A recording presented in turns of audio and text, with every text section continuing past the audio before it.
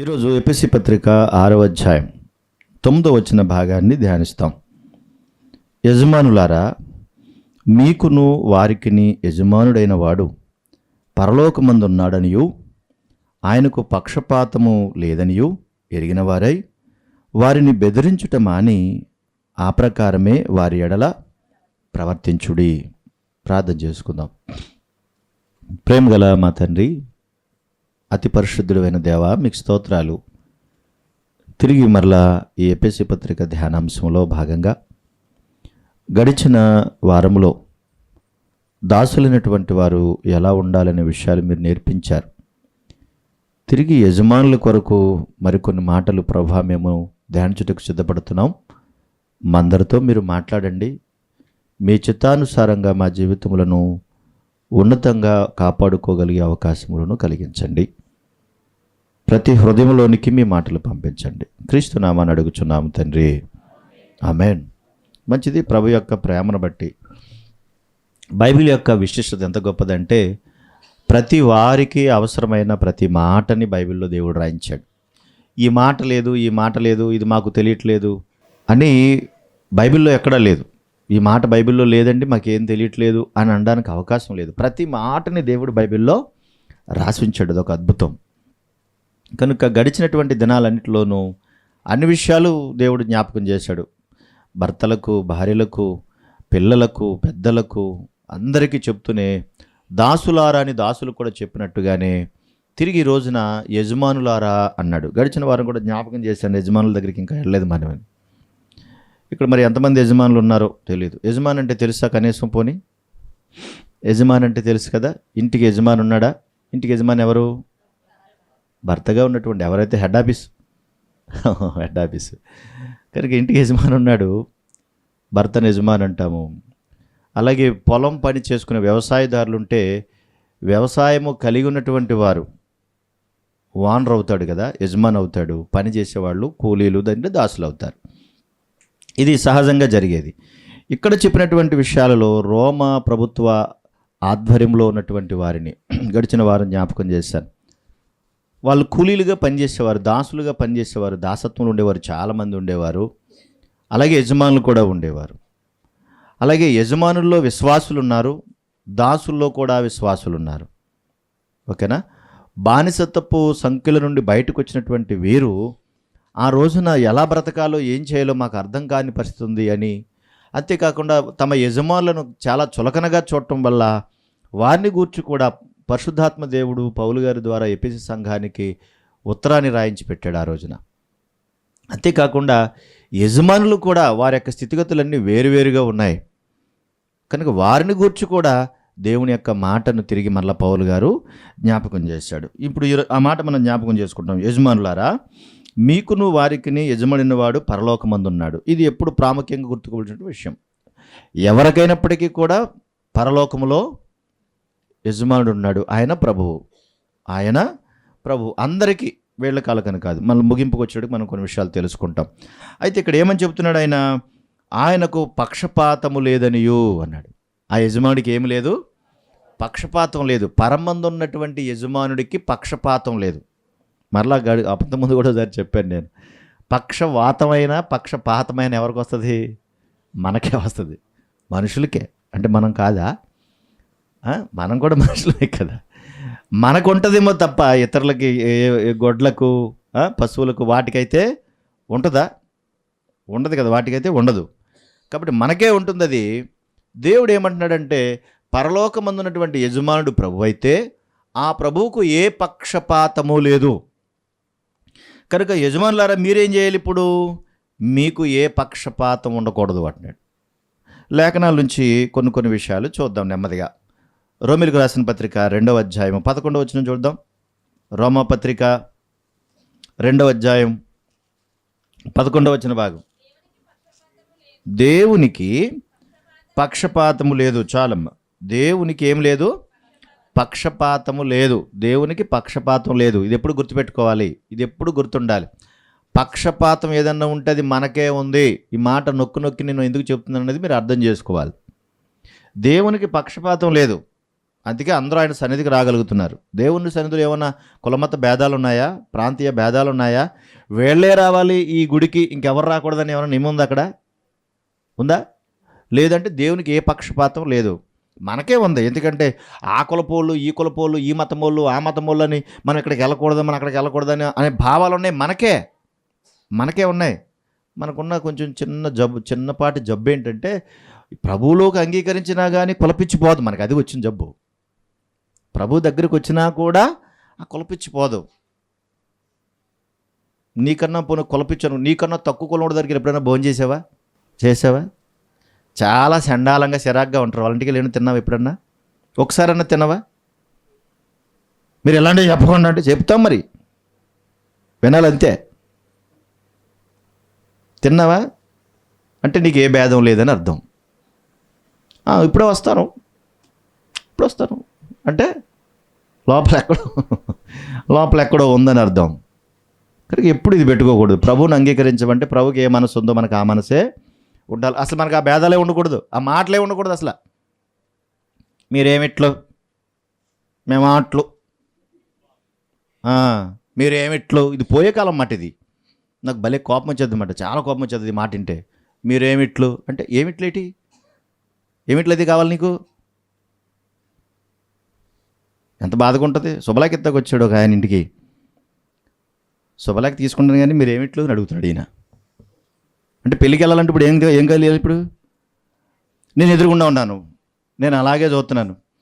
పాపం ఆయనేమో సిగ్గుపడిపోతున్నాడు, శుభలాకి ఇవ్వడానికి సిగ్గుపడిపోతున్నాడు. ఈయనేమో వదులుతలేదు. మీరేమిట్లు? వస్తానులే పెళ్ళికి, మీరేమిట్లు? పదే ఆ మాట్లాడేటప్పటికి కాస్త అవమానం అయిపోయింది పాపం. కడకి ఏదో చెప్పాడు. నేను ఇంటికి వెళ్ళిన తర్వాత చెప్పాను అందుకే ఆయనకి, ఎందుకు అలా అడిగారు మీరు? ఎంత పొరపాటు తెలుసు అది. కులం మాట, మతం మాట మాట్లాడామంటే నువ్వు దెయ్యానివి, నువ్వు పిశాచానివి అన్నమాట. నువ్వు కులం మాట, మతం మాటలు సంఘాలలో కానీ సహవాసాల్లో కానీ నీ ఇంటి దగ్గర కూడా మాట్లాడకూడదు. నీకు ప్రేమించి వెళ్ళాలనుకుంటే వెళ్ళు, తినాలనుకుంటే తిండి, ఉండాలనుకుంటే ఉండు. కులపిచ్చి, మతపిచ్చి భయంకరమైంది. అందుకే దేవునికి పక్షపాతం లేదు. అంటే పక్షపాతం ఒకవేళ ఉంటే పెద్ద వాళ్ళందరికీ బాగా పెడదుడు, నీకు ఇంకోలాగా పెడదుడు. అంతే కదా, మనకు అంతే కదా జబ్బు. నేను మాకన్నా తక్కువ కులం అనుకుంటే, ఒకవేళ నాకన్నా తక్కువ కులం అనుకుంటే వాళ్ళ ఇంట్లోనే పడుకునేవాడిని, వాళ్ళ ఇంట్లోనే తినేవాడిని, నేను వాళ్ళతో పాటే కలిసి పడుకునేవాడిని, వాళ్ళతో పాటే కలిసి తినేవాడిని. ఎప్పుడు వాళ్ళు కూడా అంత ప్రేమించేవారు నన్ను, నేను అలాగే ఉండేవాని. ఎప్పుడా పిచ్చి లేదు.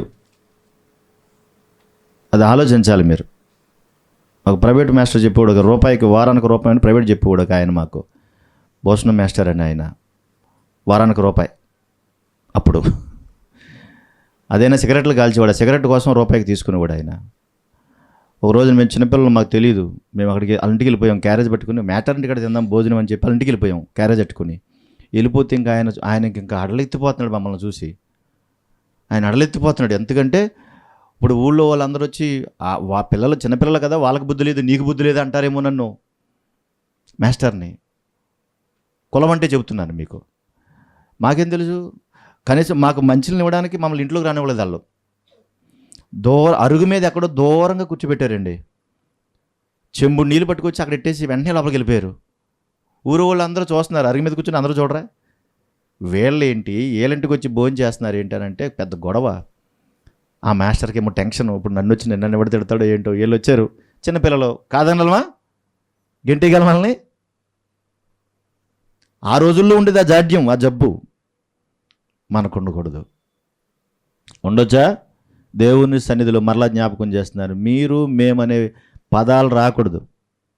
మీరు, మేము, నువ్వు, నేను కాదు, మనము ఒకే కుటుంబం, అందరం ఒకే కుటుంబం. పక్షపాతము గల దేవుడు ఉంటే మనకు ఆ జబ్బు ఉండేది. మనం ఒక దేవుని కుటుంబంలో ఉంటే ఆయనకు పక్షపాతం లేనప్పుడు మనం కూడా పక్షపాతం లేకుండా బతకాలి. అది దేవుని నిర్ణయం. దేవునికి పక్షపాతం లేదు. ఒకప్పుడు పేతురు గారికి ఉండేది. గడిచిన బుధవారం చెప్పాను మీకు, ఎంతమంది విన్నారో ఏమో తెలియదు నాకు. పేతురుకు ఉండేది పక్షపాతం. ఏమన్నాడు పేతురు చూడండి, అపొస్తలుల కార్యములు 10వ అధ్యాయము 34వ వచన భాగం. దేవుడు పక్షపాతి కాడని నిజముగా గ్రహించి ఉన్నానన్న. అప్పుడు దాకా ఏముంది దీనిలో?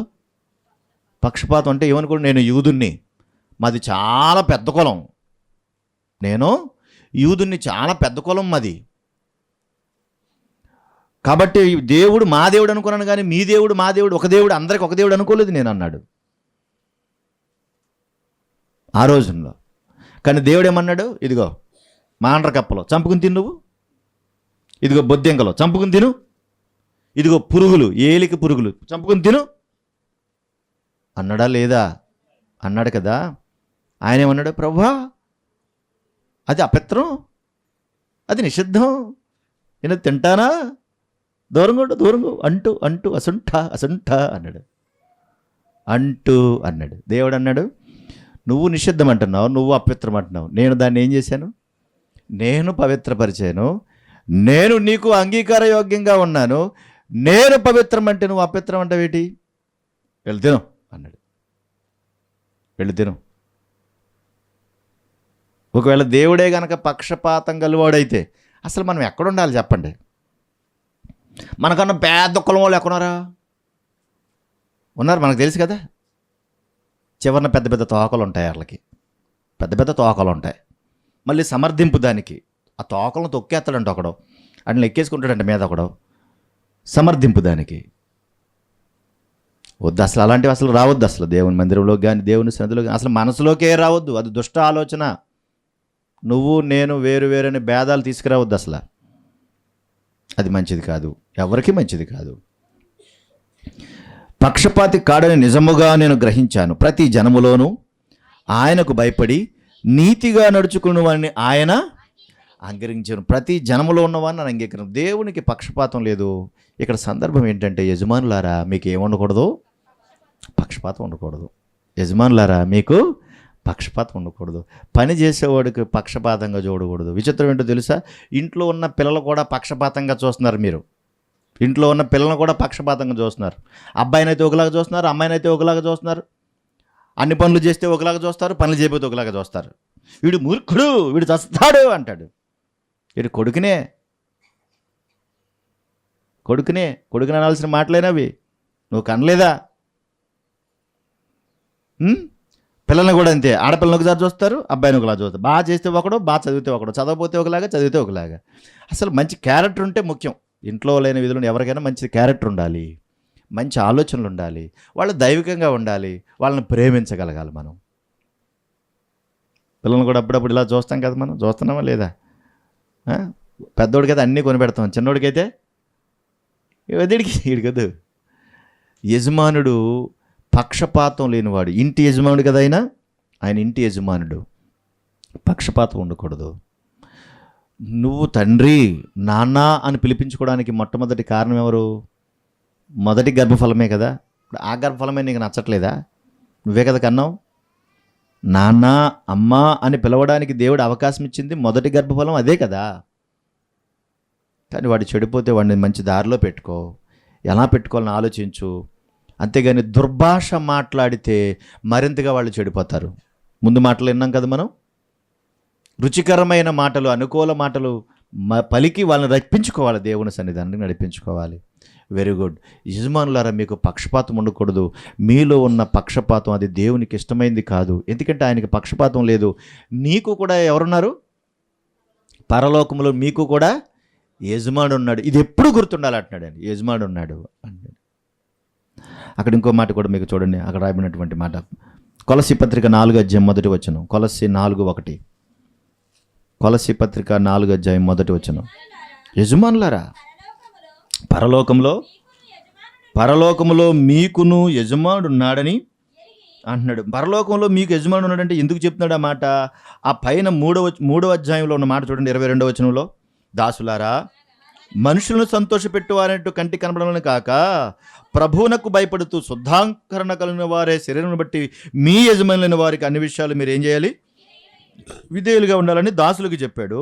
ఆ చెబుతూనే 25లో అన్యాయము చేసిన వానికి తాను చేసిన అన్యాయము కొలది మరలా లభించును, పక్షపాతం ఉండదు అన్నాడు. చూడండి, అన్యాయము చేసిన వారికి మరలా అన్యాయము కొలది లభించినట్టు నువ్వు ఏదైతే చేసావో, ఎలాగైతే బ్రతికావో, ఎలాగైతే చేసావో అలాగే నీకు వస్తుంది. పక్షపాతం లేదు. కాబట్టి యజమానులారా, పరలోకంలో మీకును యజమానున్నాడని ఎరిగి న్యాయమైనది, ధర్మానుసారమైనది మీ దాసుల ఎడల జరిగించండి. ఏది న్యాయమైనదో అది జరిగించండి. పక్షపాతం లేకుండా చూడండి. ఏది ధర్మంగా వారి ఎడల జరిగించాలో అది జరిగించండి. వారికి అన్యాయం చేయకండి. వీడు పని చేస్తున్నాడు కదా అని చాలా చీప్గా చూస్తారు చాలామంది యజమానులు. ఇంట్లో ఉన్నవాళ్ళు కాదు, వీధిలో ఉన్నవాళ్ళు కాదు, పని చేసేవాళ్ళు కాదు, చాలా చీప్గా ఉంటారు వాళ్ళు. వాళ్ళు ఎంతలా ఉంటారంటే వాళ్ళని పనోళ్ళు కదా అన్న ఉద్దేశంతో చాలా భయంకరంగా ట్రీట్ చేస్తారు. వాళ్ళు చేసేటువంటి మాటలు కూడా బాగోవు, వాళ్ళు చేసే పనులు బాగోవు. యజమానుని ఈ విధమైనటువంటి పరిస్థితి కలిగి ఉంటే దేవునికి లెక్క చెప్పుకోవాలి కదా. మా చిన్ననాడు పని చేసుకునే సమయంలో కూలి పొద్దున్న 6ంటికి పోయేవారు పనులు, కూలోళ్ళు పొద్దున్న 6ంటికి పోతే రాత్రి 8 గంటలకు వచ్చేవారు. కూలి ఎంత అంటే 5 రూపాయలు ఇచ్చేవారు. చాలా బాధగా ఉండేది వాళ్ళకి. చాలా కష్టపెట్టేసేవారు.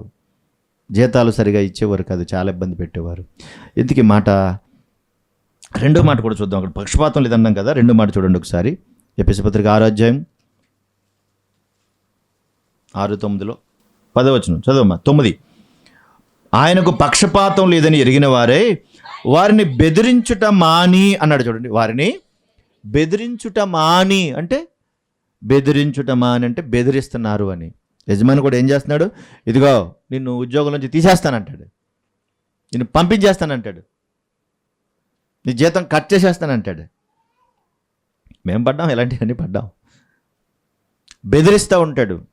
వాళ్ళలో చాలా పక్షపాతం ఉంటుంది. ఒకవేళ పని చేసేవాళ్ళు వాళ్ళ కులపోడు ఉన్నాడు అనుకోండి, ఆ కులపోడు ఒకలా చూస్తాడు, పని చేసేవాడిని ఒకలాగా చూస్తూ ఉంటాడు.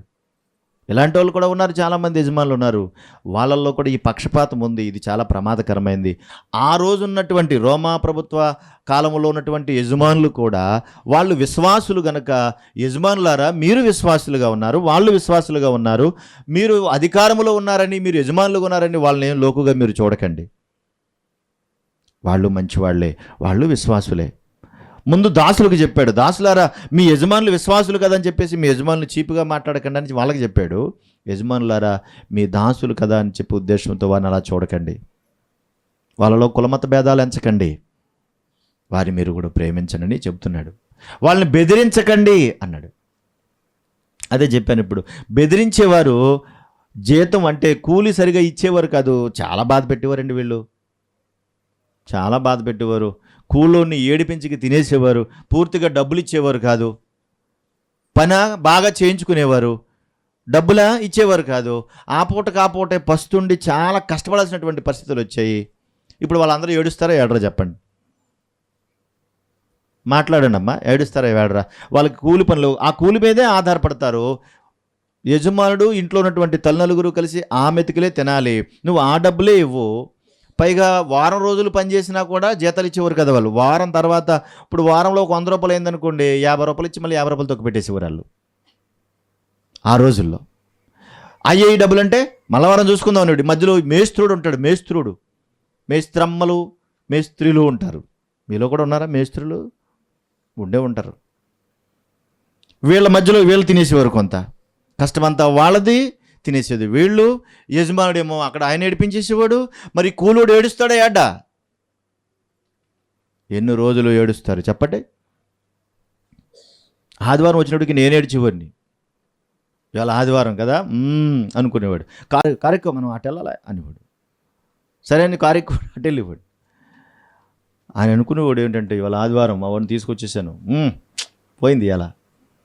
నేను మనసులో అనుకుని ఏడుస్తూ ఉండేవాడు, మనసులో దుఃఖపడుతూ ఉండే, ప్రభా ఈరోజు ఆదివారం నీ సన్నిధిలో ఉండాలి, నా బతికేలాగా అయిపోయింది, ఎప్పుడు విడుదల ఇస్తావు, ఎప్పుడు ఇస్తావు ప్రభా విడుదల? ఇది మరి ఇదంతా ఏడిపోయినా, జీతం డబ్బులు ఇవ్వకుండా ఎక్కువ పని చేయించుకుంటా కూలోని ఏడిపిస్తూ ఉంటే మరి వాడు ఏడుస్తాడే ఏడ్డా? మీకు విషయం చెప్తాను చూడండి. ఒక యాకోబు పత్రిక 5వ అధ్యాయము, యాకోబు పత్రిక 5వ అధ్యాయము 4వ వచనం చూడండి. యాకోబు పత్రిక 5వ అధ్యాయము 4వ వచనం.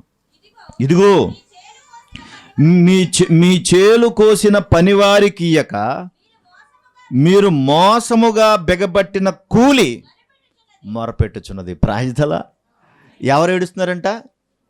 కూలోడు ఏడుపు పక్కన పెట్టు. ఎవరు ఏడుస్తున్నారు అంటున్నాడు? ఏ కూలైతే ఇవ్వకుండా డబ్బులు నువ్వు తొక్కు పెట్టేసావు చూడు, ఆ డబ్బులు ఏడుస్తున్నాయంట. ఒరేయ్ వానరే కదా, ఒరే వానరావు, ఈ డబ్బులు నీ దగ్గర నువ్వు దాచుకున్నావు, కానీ నీ దగ్గరకు వచ్చి కష్టపడ్డారే, ఈ డబ్బులు వాళ్ళ చేతిలో ఉండాలి కదా, నేను వాళ్ళ చేతిలో ఉండాలి కదా, నువ్వు తొక్కు పెట్టేసావేంటి? ఎవరు మొరపెడుతున్నారంట?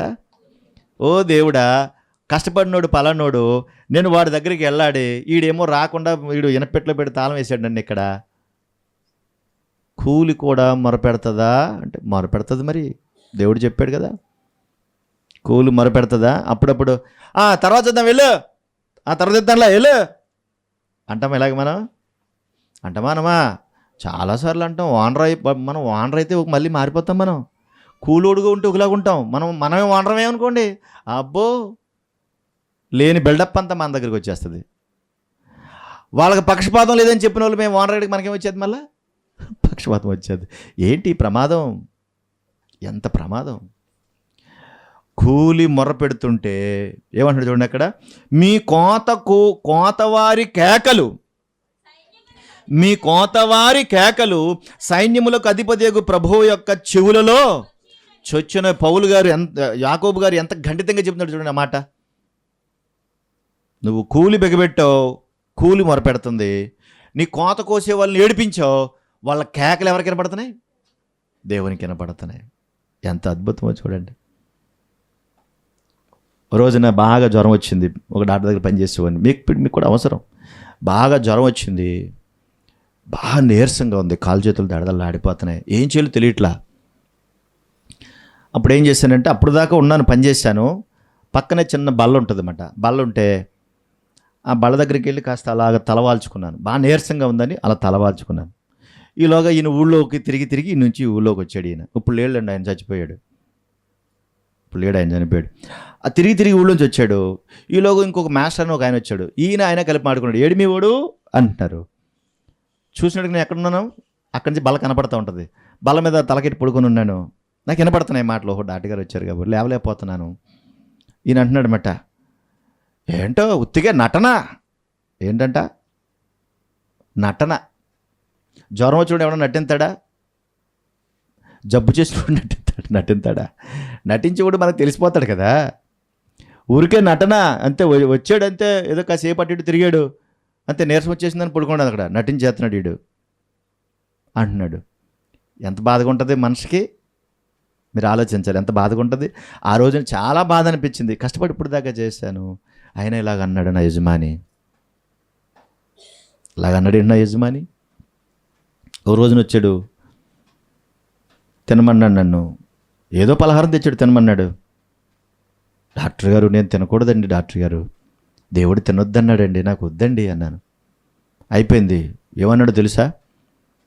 మేము ప్రేమగా పట్టుకొచ్చి పెట్టాం, నువ్వు తినకపోతే ఎంత బాధగా ఉంటుంది చెప్పు అన్నాడు గట్టిగా. నేను ఏమనలేదు. డాక్టర్ గారు తినొద్దన్నాడు, దేవుడు వద్దన్నాడు, నేను వద్దన్నాడు అంతే. మీ మీద నాకు ప్రేమ లేకపోవడం కాదండి అన్నాను అంతే. ఆవేశంగా అక్కడ పడేశాడు, బ్యాగ్ కట్టుకున్నాడు, డబా వెళ్ళిపోయాడు ఊళ్ళోకి. ఎవరిద్దరు కవలపిల్లలు పుట్టారంట, వాళ్ళని చూడడానికి వెళ్ళాడు. వాళ్ళని చూడడానికి అలా వెళ్ళి లోపల నుంచి ఇలా వచ్చేటప్పటికి బోర్లంగా పడిపోయాడు. అక్కడ ఒక పెద్ద రాయి ఉంది, ఆ రాయి మీద అడిగేశాడు. ఈయన ఇలా ఉంటాడు, ఇలా నడవను, ఇలా ఉంటాడు. ఇలా అడిగేసేటప్పటికి ఆ ఎదరికి వెళ్ళిపోయాడు. ఆయన ఎదరికి వెళ్ళిపోగానే ఆ రాయి 2 ముక్కలైంది. ఎదురుగుండా ఈయన ఎక్సెల్ సూపర్ అంటాం కదా, అది ఉండేది అప్పుడు, ఇది ఇప్పుడు వచ్చేది కాదు. అది ఎదురుగుండా ఉంది. ఈయన అలా పడేటప్పటికి, ఈయన వెళ్ళి దామి పడేటప్పటికి ఆ పెడలకు ఉన్నటువంటిది వచ్చి ఇక్కడ గుచ్చుకుని ఇలా చీరిగిపోయింది మొత్తం. ఇదంతా రక్తం. అక్కడి నుంచే బండి నడుపుకుంటూ ఇంటికి వచ్చేసాడు ఈయన.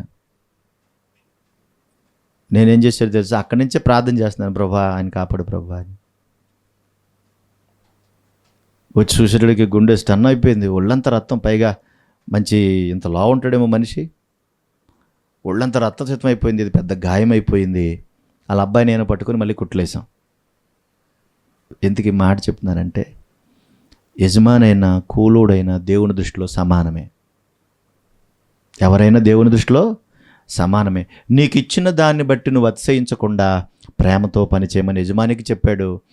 నీకు ఇచ్చిన ఆధిక్యతను బట్టి యజమాని మీద తిరుగుబాటు చేయకుండా, ఎదురుమాట చెప్పకుండా నువ్వు పని చేయమని చెప్పేసి దాసునికి చెప్పాడు. ఆయనకి పక్షపాతం లేదు. ఇలాంటివన్నీ మనకు ఉన్నాయి. మనం తిరుగుబాటు చేస్తే ఆ రోజున ఎంత గొడవలు అయిపోయేవి. ఆలోచించాలి. కూలీ మొరపెడుతుంది, వాళ్ళ కేకలు కూడా దేవునికి మొరపెడుతున్నాయి. ఎప్పుడైనా సరే గుర్తుపెట్టుకోండి, ముందు వచ్చిన వాళ్ళు చెప్పినట్టుగా మన వల్ల ఎవరైనా దుఃఖించి ఏడిస్తే అది మనకి శాపం. వాళ్ళు ఏడకూడదు, అది మనకి శాపం. మనల్ని చూసి వాళ్ళు ఏడకూడదు, మన వల్ల వాళ్ళు గాయం అవ్వకూడదు. వాళ్ళు బాగుండాలి. వాళ్ళు బాగుంటే అది మనకి దీవెన. కానీ వాళ్ళు ఏడిస్తే ఎంత బాధగా ఉంటుంది మీరు అర్థం చేసుకోవాలి. ఎప్పుడైనా మనకు జబ్బు చేసిందనుకోండి, ఎందుకు వచ్చింది నీకు జబ్బు, ఎందుకు వచ్చింది నీకు రోగం అని అన్నారనుకోండి, నా జబ్బు నీకు ఎప్పుడు వస్తుందో అంటే, నీకు వచ్చింది కదా జబ్బు, నువ్వు బాధపడుతున్నావు కదా, నీ పక్కోళ్ళు కూడా బాధపడాలా చెప్పు? నీ పక్కోళ్ళు కూడా బాధపడాలా? నాకులాగా నువ్వు ఎప్పుడైపోతావో అంటే ఏం మాటలు, ఈ పనికిమాలిన మాటలు కదా ఇవి. తెలుసో తెలియకో నోరు జారారు, పోనీలే అంటే అన్నారులే, నువ్వు పడుతున్నావు కదా, నీకులాగా వాళ్ళు కూడా పడాలా బాధ?